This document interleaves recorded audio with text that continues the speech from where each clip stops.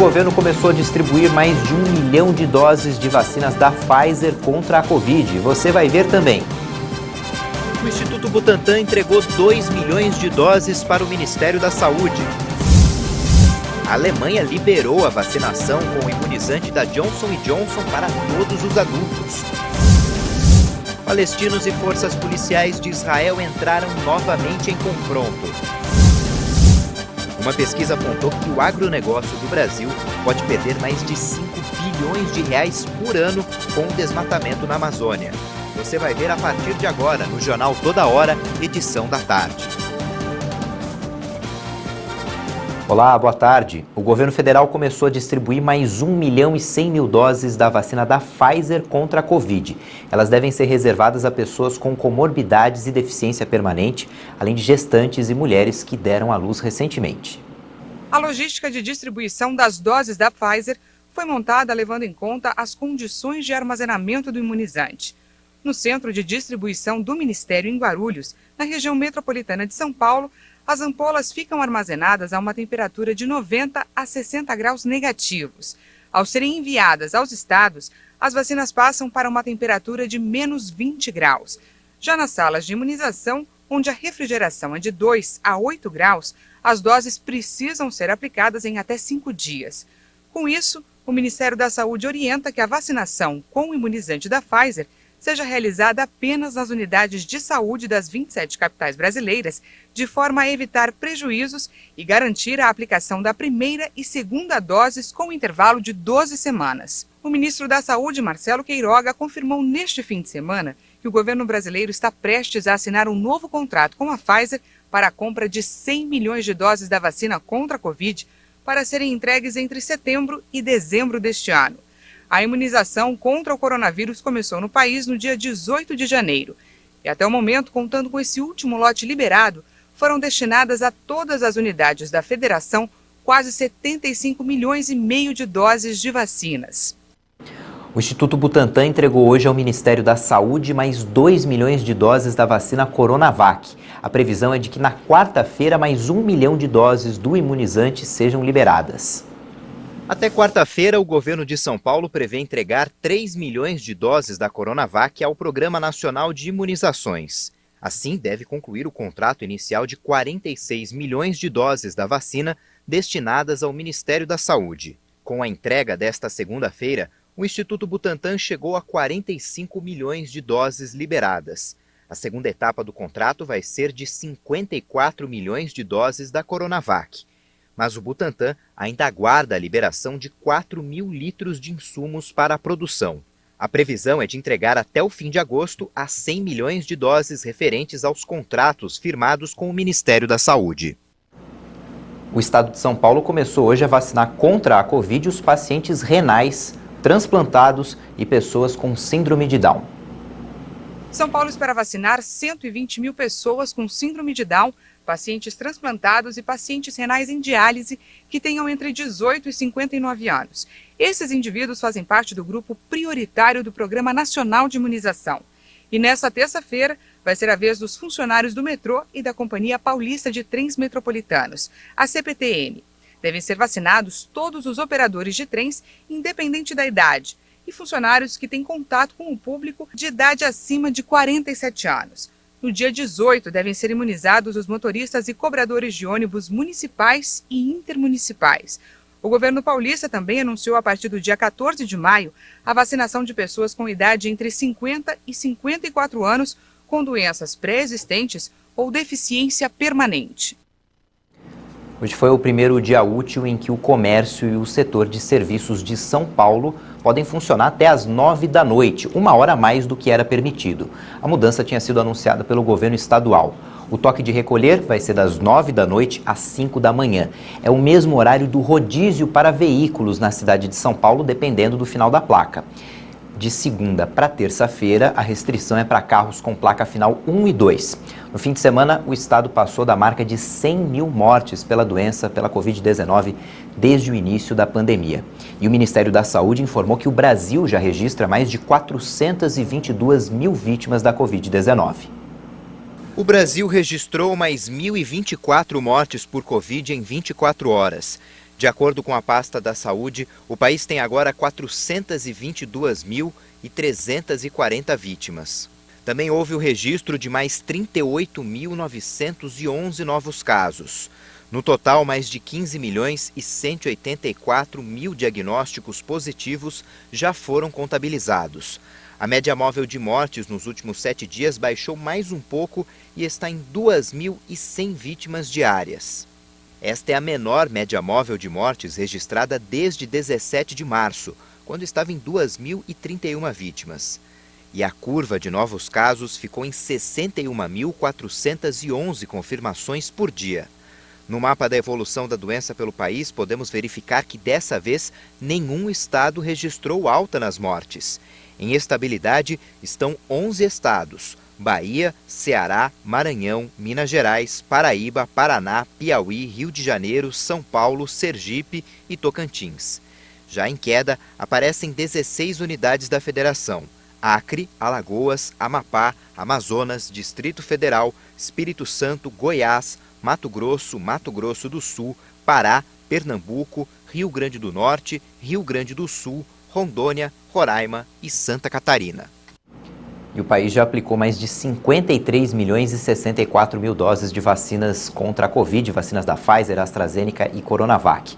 Segundo o Ministério da Saúde e as secretarias estaduais, até o momento o Brasil já vacinou 35 milhões e 318 mil pessoas com a primeira dose. Isso equivale a 16,68% da população e 17 milhões e 746 mil pessoas vacinadas já com a segunda dose, que é necessária para garantir a imunidade contra o coronavírus. Mais de 1.111.000 doses foram aplicadas de um dia para o outro.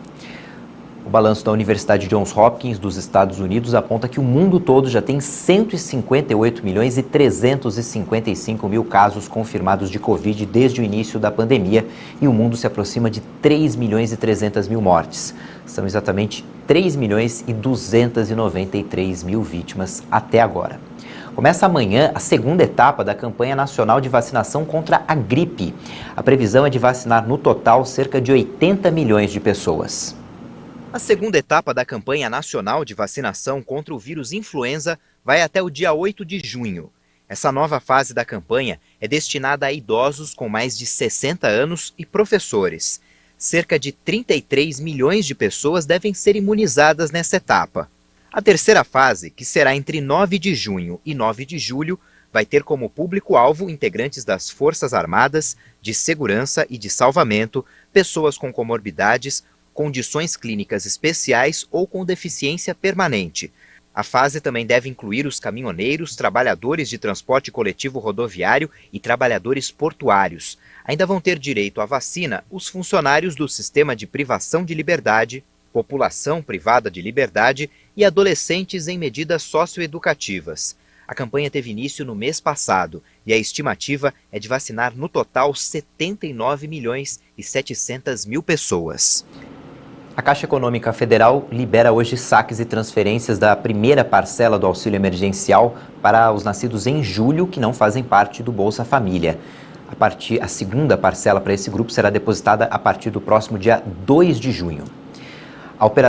Uma operação investiga uma milícia que explorava imóveis na Muzema, no Rio de Janeiro. A Justiça também mandou bloquear mais de 12 milhões de reais em bens de suspeitos de lavar dinheiro.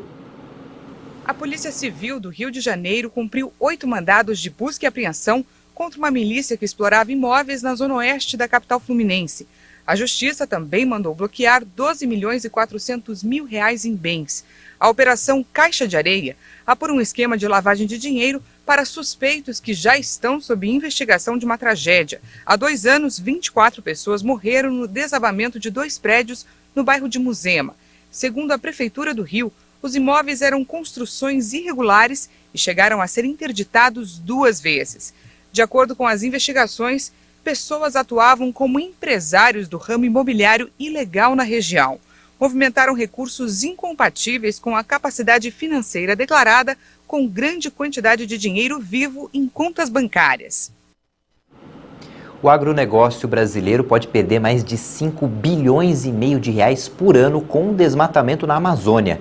Os dados são de um estudo realizado na Universidade Federal de Minas Gerais. A falta de chuva e a perda da biodiversidade provocadas pelo desmatamento na região sul da Amazônia já causaram queda de produtividade e de receita ao agronegócio brasileiro. O levantamento foi feito por pesquisadores brasileiros e publicado na revista científica Nature Communications. A estimativa é de que, se mantidos os níveis de desmatamento, o prejuízo chegue até US$ 1 bilhão, o equivalente a 5 bilhões e 700 milhões de reais por ano até 2050. Os autores do estudo são do Centro de Sensoriamento Remoto da Universidade Federal de Minas Gerais, que trabalharam em parceria com a Universidade Federal de Viçosa e com a Universidade de Bonn, na Alemanha. Eles avaliaram que, com menos árvores, há menos umidade no ar. Logo, o avanço do desflorestamento impacta na produtividade do agronegócio brasileiro. Os altos níveis de desmatamento resultam em menor volume de chuvas e, com isso, uma menor produção agrícola. Em 2019, os estados do Acre, Amazonas, Rondônia, Pará, Tocantins e Mato Grosso do Sul já atingiram o limite crítico de redução de chuvas por perda de floresta. Em algumas regiões, a diminuição das chuvas por causa do desmatamento já chega a comprometer 48% do volume total das precipitações anuais. Depois do intervalo, a gente fala dos novos confrontos entre palestinos e forças policiais de Israel. Voltamos já.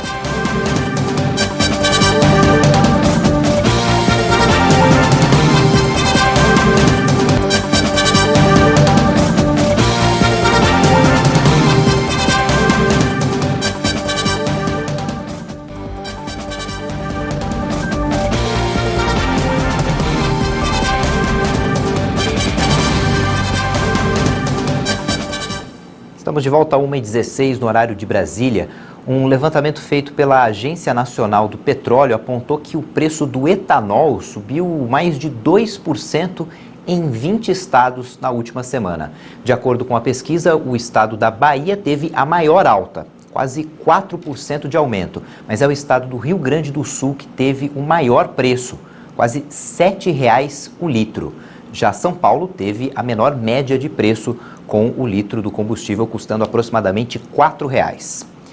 A União Europeia acertou a compra de quase 2 bilhões de doses das vacinas dos laboratórios Pfizer-BioNTech. Veja o que a presidente da Comissão Europeia falou sobre isso.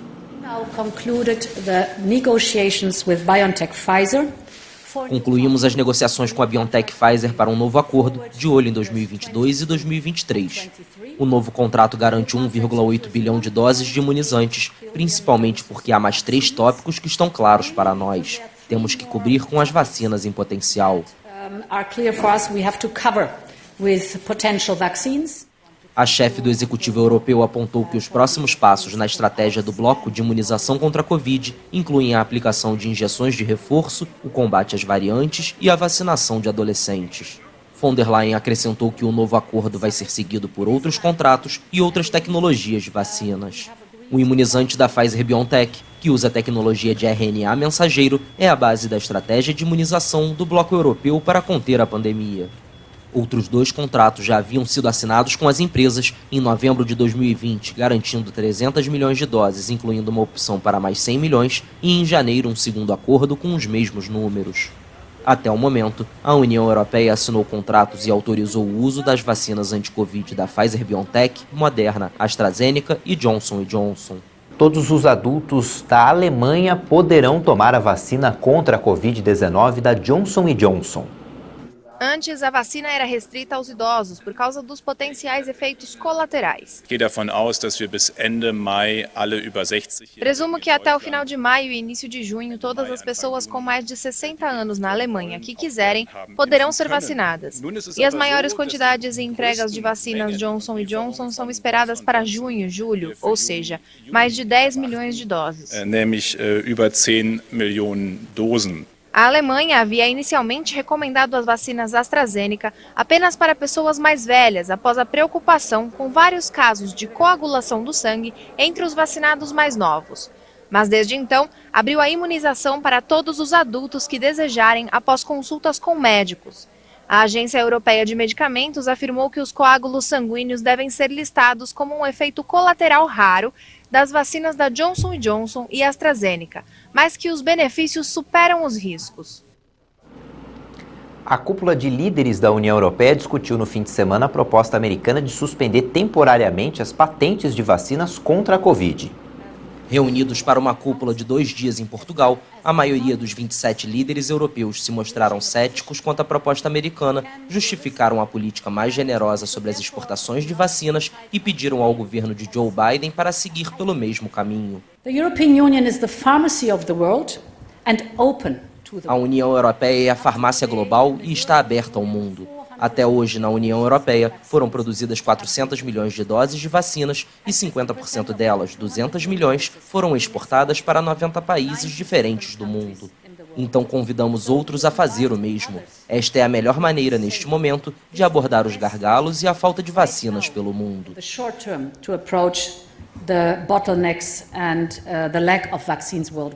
Prima di arrivare alla liberalizzazione dei vaccini bisognerebbe fare altre cose più semplici. Antes de chegar à liberalização das vacinas, outras coisas mais simples devem ser feitas, como a remoção do bloqueio de exportação que hoje os Estados Unidos e o Reino Unido continuam a manter. Tenha em mente que a União Europeia, de acordo com os dados de hoje, exporta tanto quanto dá aos seus cidadãos. Tanto quanto ha dato ai suoi cittadini. Devemos, portanto, trabalhar para garantir que essa vacina seja um bem público global. O que isso significa? Em primeiro lugar, produzir mais. Apelo claramente aos Estados Unidos para que acabem com as proibições de exportação, não apenas sobre as vacinas, mas sobre os componentes dessas vacinas que impedem a produção. Hoje temos a CureVac nos dizendo não podemos produzir uma vacina na Europa. Em qualquer caso, seremos bloqueados porque os componentes estão bloqueados nos Estados Unidos. A chave para produzir vacinas rapidamente para todos os países pobres e de renda média é produzir mais. Suspender as proibições de exportação. Autoridades sanitárias do Reino Unido recomendaram a utilização da vacina da AstraZeneca apenas em quem tem mais de 40 anos. A medida é uma precaução por causa dos casos raros de coágulos sanguíneos e só vale para o Reino Unido. O regulador britânico de medicamentos registrou 242 casos de coágulos sanguíneos em pessoas que receberam a vacina, entre mais de 28 milhões de doses aplicadas. Mas as autoridades garantem que os benefícios da vacinação são maiores, os benefícios são maiores do que os riscos apresentados pela Covid-19 para a grande maioria da população, especialmente os idosos. Um comitê de especialistas do governo norueguês se posicionou hoje contra a autorização das vacinas contra a Covid-19 da AstraZeneca e da Johnson & Johnson. A decisão foi justificada pelo risco raro de efeitos colaterais graves. A posição do governo sobre a recomendação do comitê ainda não foi anunciada. Em 11 de março, a Noruega suspendeu o uso da vacina da AstraZeneca para estudar em detalhes os efeitos colaterais do imunizante. A Agência Europeia de Medicamentos e a Organização Mundial da Saúde recomendaram que se continue a aplicar a vacina da AstraZeneca, pois consideram que os benefícios superam os riscos. A vacina da Johnson & Johnson, que não foi enviada para a Noruega, também provocou raros casos de trombose nos Estados Unidos. Até o momento, a Dinamarca é o único país que renunciou oficialmente ao uso das vacinas da AstraZeneca e da Johnson & Johnson. Um homem abriu fogo em uma festa de aniversário no estado do Colorado, nos Estados Unidos. 6 pessoas morreram e o autor dos disparos tirou a própria vida. As famílias se reuniam para uma festa em um trailer quando ocorreu o tiroteio. De acordo com as autoridades, nenhuma das crianças que estavam na festa ficou ferida. As identidades das vítimas não foram divulgadas. Centenas de palestinos ficaram feridos em novos confrontos com forças policiais israelenses. O final de semana também foi de tensão e distúrbios em Jerusalém. Diante do aumento da violência, o Conselho de Segurança da ONU, a pedido da Tunísia, deve se reunir ainda nesta segunda-feira para abordar a situação na Cidade Sagrada. A retomada dos episódios coincide com a celebração no calendário hebreu do Dia de Jerusalém, que marca a conquista da parte leste da cidade por Israel em 1967. Durante a manhã, centenas de palestinos atiraram objetos contra as forças de segurança israelenses na esplanada das mesquitas, terceiro local sagrado do Islã, chamado pelos judeus de Monte do Templo. A polícia de Israel afirmou em um comunicado que trabalha para tentar frear a violência na cidade antiga de Jerusalém. Na sexta-feira à noite, mais de 200 pessoas ficaram feridas em situações semelhantes de repressão das forças policiais. No domingo, o primeiro-ministro Benjamin Netanyahu declarou que o país vai garantir a liberdade de culto, mas não vai permitir o que ele chamou de distúrbios violentos. Depois de mais uma novela sobre a saída ou permanência, Neymar renovou o contrato com o Paris Saint-Germain. O anúncio foi feito através de uma publicação na conta oficial do clube no Twitter. O atacante desembarcou na capital francesa em 2017 com uma contratação mais cara da história do futebol, por 270 milhões de dólares. Em uma coletiva de imprensa, o técnico do PSG, o argentino Mauricio Pochettino, falou sobre a renovação. Toda a família de Paris Saint-Germain está contenta por a renovação de um jogador como Ney. Todos na família PSG estão felizes que um atleta do talento de Neymar tenha estendido seu contrato. O desafio para todos os jogadores, com todo o talento que eles têm, é se comportar como uma equipe e colocar o talento individual em função dela. Esse potencial individual pode melhorar a equipe. Acho que esse é o nosso grande desafio para o futuro.